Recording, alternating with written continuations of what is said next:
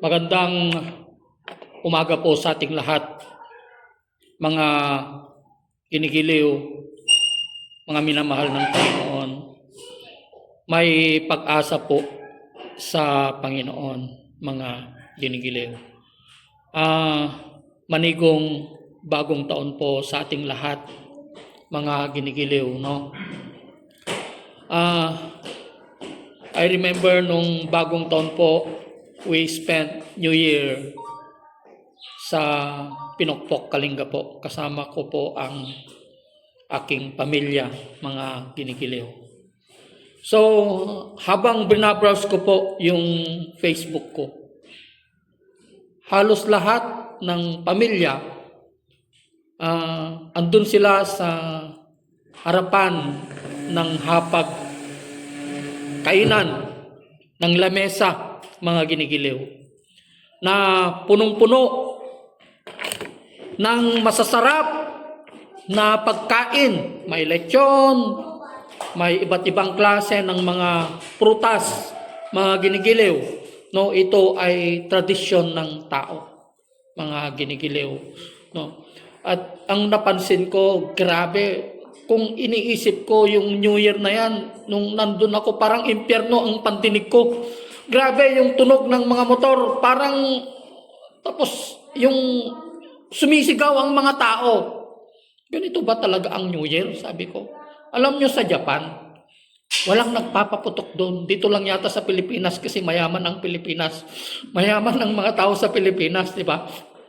Pero sa Japan, walang putok doon. Hindi sila nagpapaputok. No? Tradisyon kasi ng tao yan, mga ginigiliw. Ganon kung paano nila sinasalubong ang bagong taon, mga ginigiliw. Alam nyo, what caught my attention, yung lamesa na punong-puno ng pagkain. Ay, sa totoo lang po, ayaw ko sanang makipag-picture doon. Late na nung nakita ko na may alak pala doon sa harapan ng pinagpicturean namin. May alak pala doon sa lamesa, hindi ko napansin. Saka ako lang naipansin nung naipost ko na. Grabe naman to, sabi ko. No. Although, alak din yata inumin yata ng babae yun. Ang babae na alak yun. Hindi ko alam kung anong pangalan. No. So ang nangyari po, mga ginigiliw, no, halos hindi ko pumalunok yung pagkain nung kumakain na po ako. Ang iniisip ko, mga ginigiliw, ang sarap ng pagkain namin. Napakaraming, kumakain ng masarap, 'di ba? Sa pagsalubong ng bagong taon. Yung mga taong ito, naiisip din ba nila yung kanilang kapwa, na yung mga kapwa natin, yung mga kababayan natin, ay meron din silang kinakain na ganoon sa harap ng kanilang lamesa sa bagong taon, mga ginigiliw. Naniniwala po ako na mas marami po ang hindi nag-celebrate ng bagong taon dahil sa kawalan ng pera, kawalan ng pambili ng pagkain, mga ginigiliw, para salubungin ang bagong taon. May mga kumakalam ang sikmura, nagugutom, pero tayo, nagpakasaya tayo sa bagong taon na hindi man lang natin naisip yung kapwa natin na meron palang nagugutom. Diba? May mga nagugutom pala, mga ginigiliw. No? Kaya, Lord, sabi ko, sana katulad ng nadaanan ko po, hindi ko po alam kung na-share ko po ito last Sunday, yung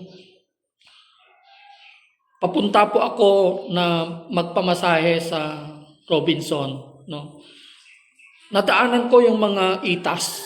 Alam niyo yung mga ita? Minsan lang po silang lumalabas sa isang taon. Opo. Hindi po sila yung mga gudyaw. Alam niyo yung gudyaw? Napanood niyo na po yung mga gudyaw. Hindi na badyaw, gudyaw na.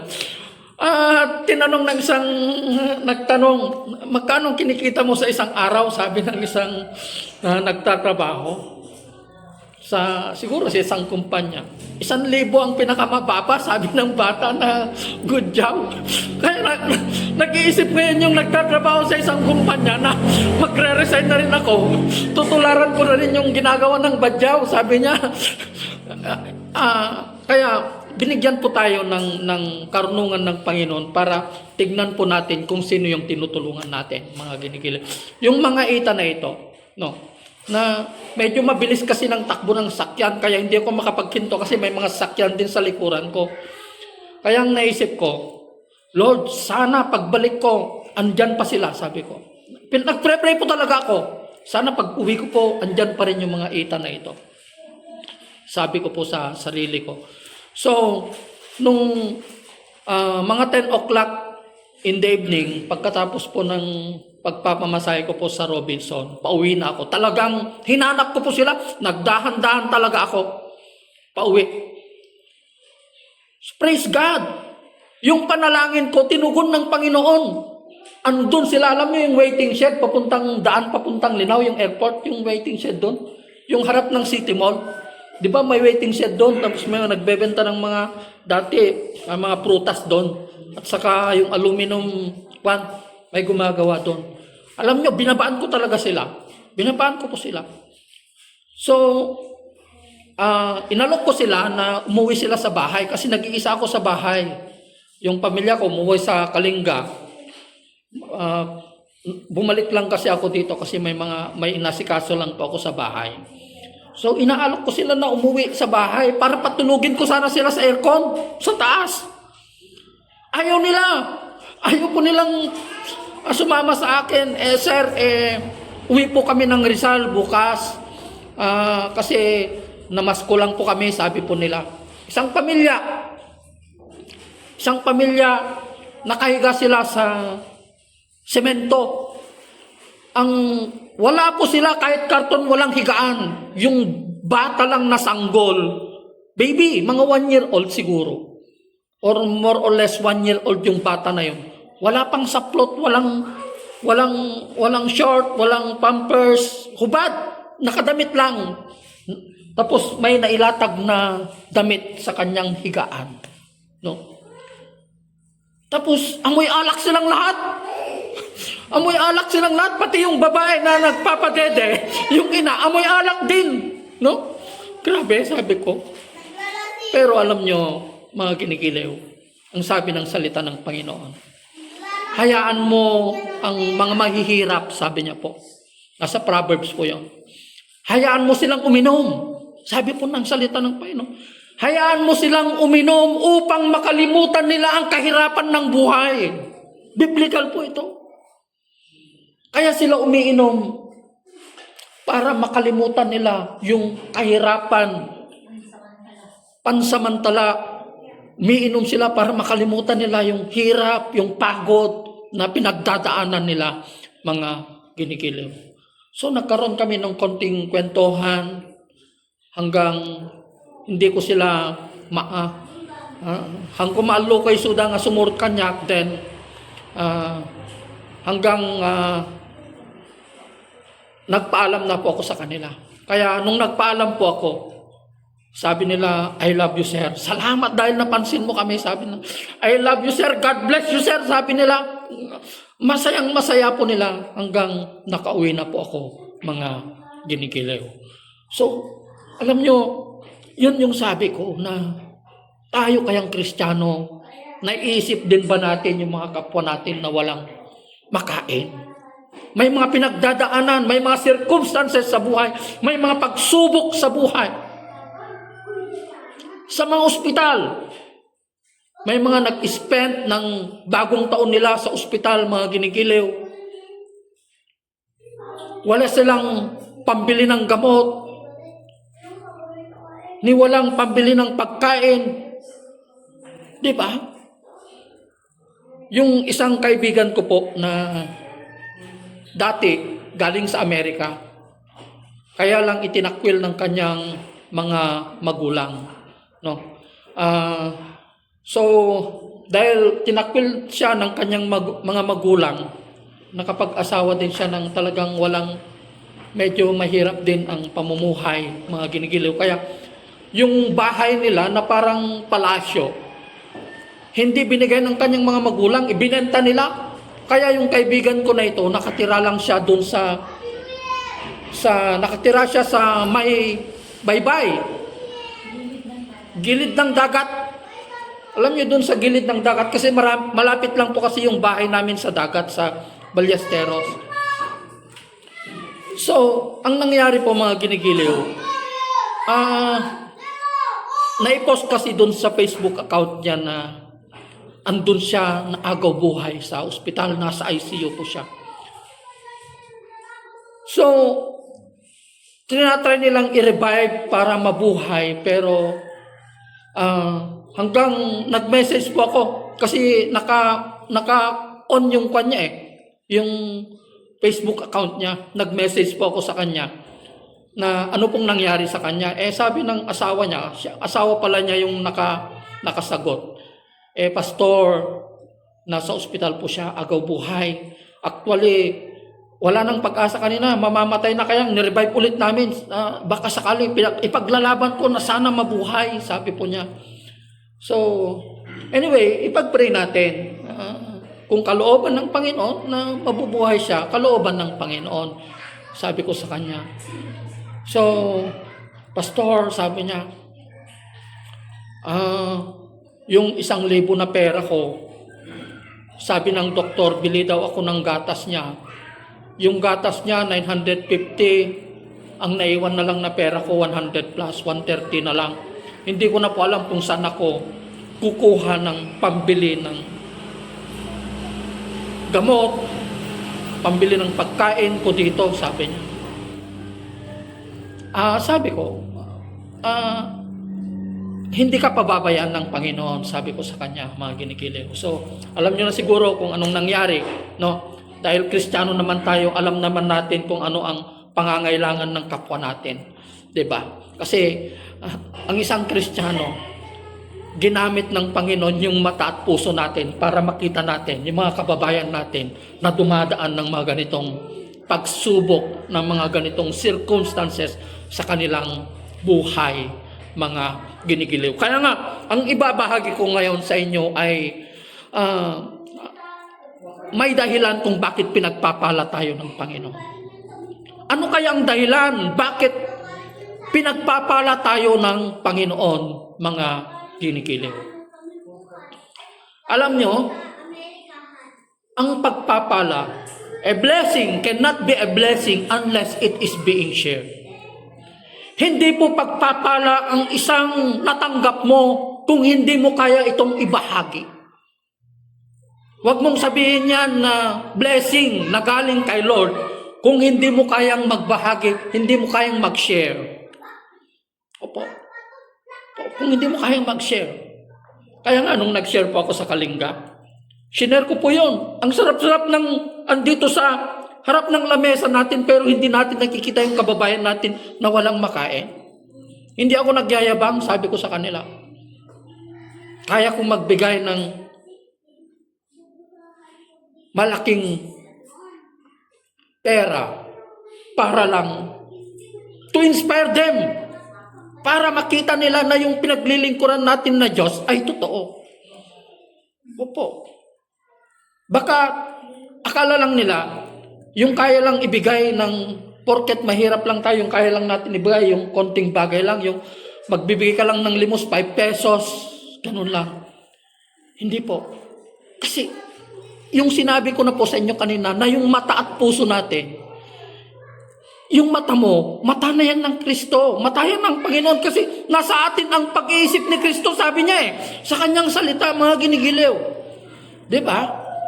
Kaya nga po, ano ang dahilan? Bakit pinagpapala tayo ng Panginoon? Ibig sabihin may dahilan kung bakit tayo pinagpapala ng Panginoon, upang makita natin yung mga taong ito na walang makain. Di ba? Walang damit. Di ba? Oo. Para makita natin na yung mga ito. Kasi kung sinasabi natin na yung mga natanggap natin ay pagpapala, pero hindi pala natin kayang i-share, hindi natin kayang magbigay, Hindi po yan pagpapala kasi nag-stop na sa'yo eh. Hindi mo kaya magbahagi. Diba? Opo. Kaya nga, kung bakit hindi tinutugon ng Panginoon, sabi ko, kung nag-share po ako sa Kalinga, kung bakit hindi tinutugon ng Panginoon, yung mga panalangin natin kung minsan, kasi, kung minsan, hindi tayo sumusunod sa kalooban ng Panginoon. Di ba? Opo. Hindi natin ino-obey yung kanyang mga commands sa buhay natin. Di ba? Opo.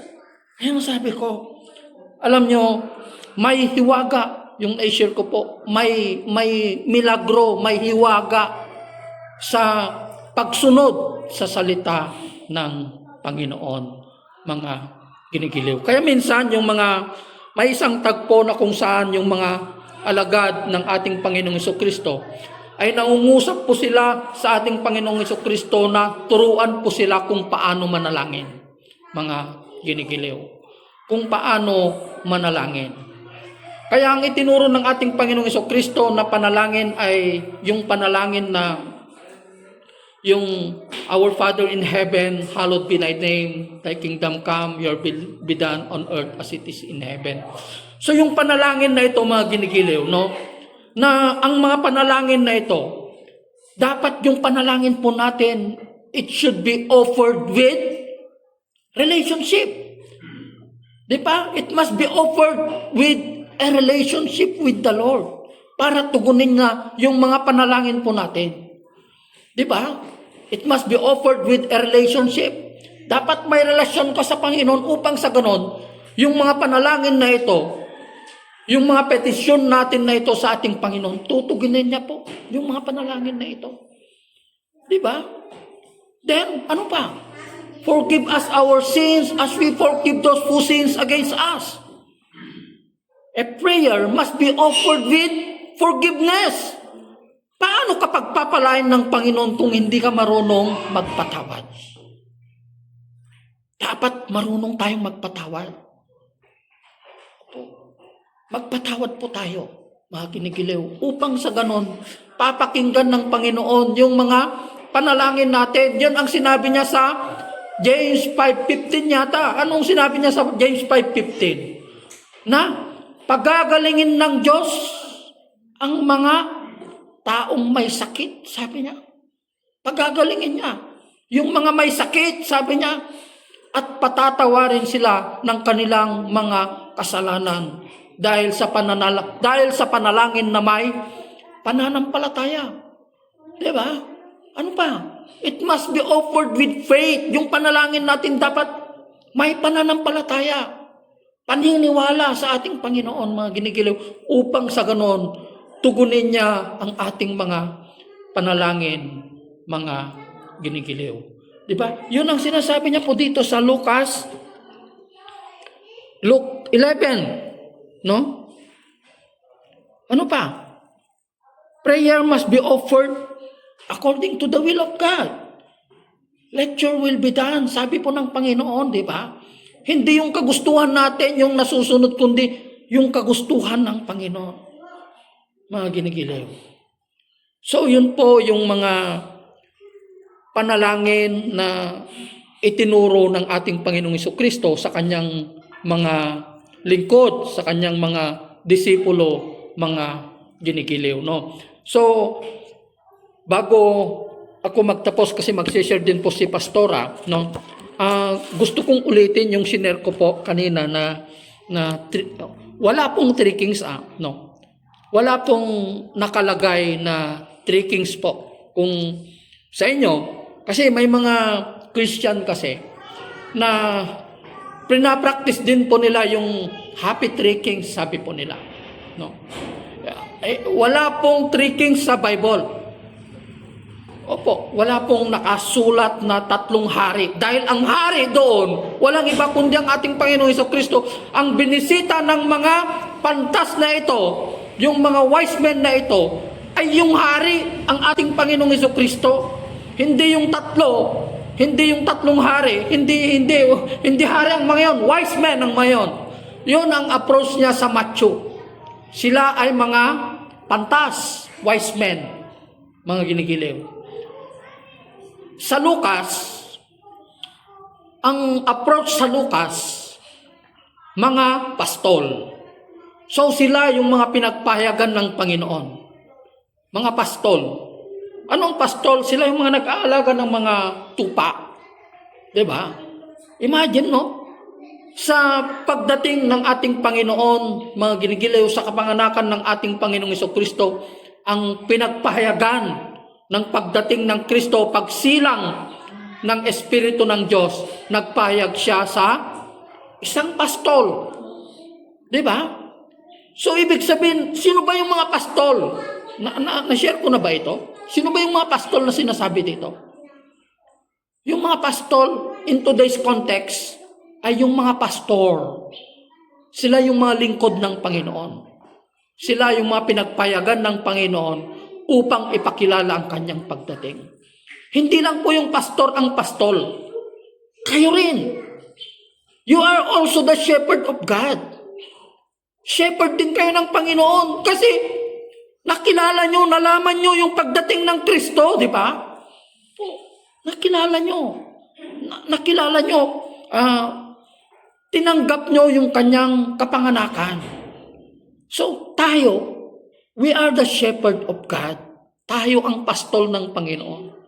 Dahil tinanggap natin yung pagsilang, yung pagdating ng Kristo ng Panginoon. Sino ang hindi tumanggap? Alam niyo yung hindi tumanggap? Kung sino pa yung mga nag-aral ng pagka-Diyos ng Diyos, sila pang hindi kumilala ng pagdating ng ating Panginoon. Pagdating ng Kristo. Diba? May faith ang mga ito. Oo, may pananampalatayang mga ito. Yung mga pare na ito, meron silang pananampalataya pero hindi nila pinaniwalaan ng pagdating ng Kristo. Kaya nga nung dumating ang Panginoong Jesucristo, nung nag-minister ang Panginoong Jesucristo, mga ginigiliw, hindi pananampalataya ang itinuro niya. Ang sinabi niya sa mga tagapagturo ng kautusan sa mga pare, hindi po. Kasi meron silang faith, alam ng Diyos na meron silang faith, pero wala silang aksyon. Hindi niya sinabi, nung lumapit sa kanya yung mga tagapagturo ng kautusan, alam niyo ang tanong ng isang dalubhasa sa kautusan? Guro, anong gagawin ko upang makapasok ako sa buhay na walang hanggan? Sabi ng isang dalubhasa sa kautusan. Alam niyo ang sinabi ng ating Panginoong Jesucristo? Hindi niya sinabi na sumampalataya ka sa Diyos. Kasi sumasampalataya sila sa Diyos. Kaya lang, hindi sila marunong magmahal. Faith without action sila. Kaya ang sinabi ng Panginoon sa kanila, love the Lord your God with all your heart, with all your soul, with all your mind, with all your strength. And love your neighbor as you love yourself. Kasi may faith sila, kaya lang wala silang pagmamahal. Kaya yun ang sinabi ng Panginoon, yun ang itinuro niya sa mga dalubhasa sa kautusan. Hindi pananampalataya. Pero ang sinabi ng ating Panginoong Jesucristo sa mga napagpakumbaba, yung mga lumalapit sa Kanya, na hindi nag-aral ng teolohiya, katulad ng sinabi niya kay Maria, kay Marta, yung mga bulag, yung mga tax collector, ang sinabi niya, sumampalataya ka sa anak ng tao. Sumampalataya ka sa anak ng tao, sumampalataya ka sa anak ng Diyos. Ang sinasabi niya, sumampalataya ka sa akin dahil ako ang dumating na tagapagligtas. Sabi niya po. Kasi yun ang sinabi ng Panginoon kasi hindi nila kinikilala si Kristo eh. Kaya sinabi niya sa kanila, mahalin niyo yung kapwa niyo. Yun ang tunay na kahulugan ng pananampalataya. Yun ang sinabi ng Panginoong Jesucristo sa mga pari na ito na hindi kumilala sa kanyang pagka-Diyos, mga ginigiliw. Diba? So I hope you are being inspired and encouraged sa salita na ito ng Panginoon.